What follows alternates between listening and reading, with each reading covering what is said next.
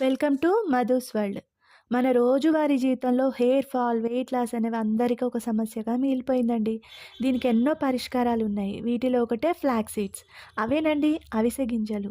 వీటిని నేరుగా తినాలంటే కొంచెం వెగటుగా ఉంటాయి. కానీ వీటిని మన రోజువారీ జీవితంలో ఒక ఫుడ్గా చేర్చుకుంటే మాత్రం అందంతో పాటు ఆరోగ్యం కూడా మన సొంతం. ఇక ఆలస్యం ఎందుకు, ఫ్లాక్స్ సీడ్స్తో ఒక సింపుల్ మరియు రుచికరమైన రెసిపీతో మీ ముందుకు వచ్చింది మీ మధు. చూసేద్దామా? ముందుగా స్టవ్ వెలిగించి ఒక పాన్ పెట్టుకొని ఒక 10 ఎండుమిరపకాయలను లో ఫ్లేమ్ మీద డ్రై రోస్ట్ చేసుకోండి. ఇవి మాడిపోకుండా చూసుకోవాలి సుమా. డ్రై రోస్ట్ చేసుకొని వీటన్నిటిని తీసి పక్కన పెట్టేసుకోండి. తర్వాత ఒక 1½ టేబుల్ స్పూన్ నువ్వులు కూడా తీసుకొని ఇదే విధంగా డ్రై రోస్ట్ చేసుకోండి. గుర్తుంచుకోండి, ఎక్కడ కూడా మనం ఈ రెసిపీ మొత్తంలో ఆయిల్ వాడట్లేదండి. 1½ టేబుల్ స్పూన్ పచ్చి శనగపప్పును కూడా వీడియోలో చూపించిన విధంగా డ్రై రోస్ట్ చేసుకోండి. ఇవి లైట్ బ్రౌన్ కలర్ వచ్చేంత వరకు మాత్రమే డ్రై రోస్ట్ చేసుకోండి. అంతకంటే ఎక్కువ అయిందా టేస్ట్ మొత్తం మారిపోతుంది. తర్వాత 2 టేబుల్ స్పూన్ల ఫ్లాక్స్ సీడ్స్ తీసుకొని వీటిని కూడా డ్రై రోస్ట్ చేయండి. ఇవి కూడా మాడనివ్వకండి, అన్నీ లో ఫ్లేమ్ మీద ఉండాలి.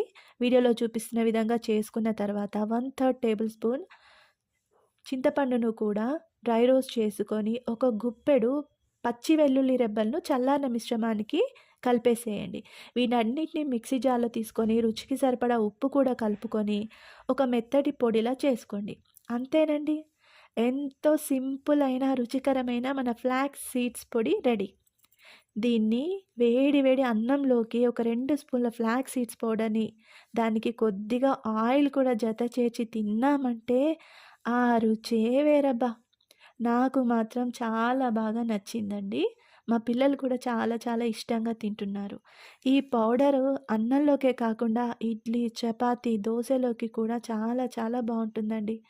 ఎంతో ఆరోగ్యాన్నిచ్చే మన ఫ్లాక్స్ సీడ్స్ పౌడర్‌ని ఎలా సింపుల్‌గా చేశామో చూసేసాం కదా! సో, మీకు కనుక ఈ రెసిపీ నచ్చినట్లయితే కామెంట్స్‌లో చెప్పండి. అలాగే మన ఛానల్‌ని లైక్ చేసి, షేర్ చేసి, సబ్స్క్రైబ్ చేసుకోండి.